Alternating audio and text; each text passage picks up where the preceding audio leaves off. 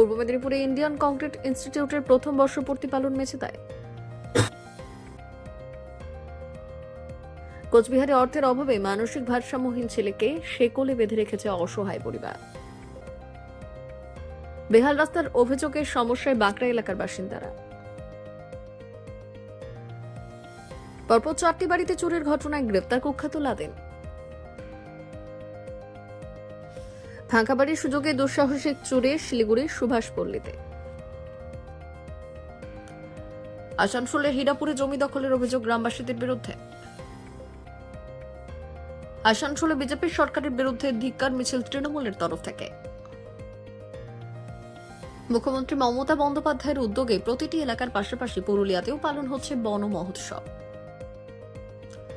টোটো সমস্যা মেটাতে গুরুত্বপূর্ণ বৈঠক আসানসোলে।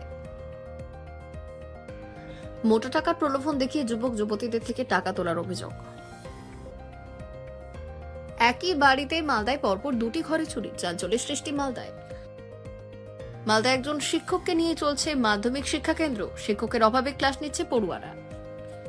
আপনারা কি জানেন এমন এখনো অনেক গ্রাম রয়েছে যেখানে এখনো পর্যন্ত পৌঁছয়নি বিদ্যুৎ।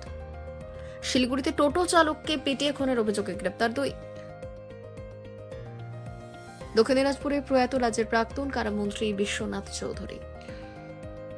পশ্চিম মেদিনীপুরে তৃণমূল পঞ্চায়েত সদস্যের নেতৃত্বে তৃণমূল কর্মীদের জমি দখলের অভিযোগ কেশপুরে।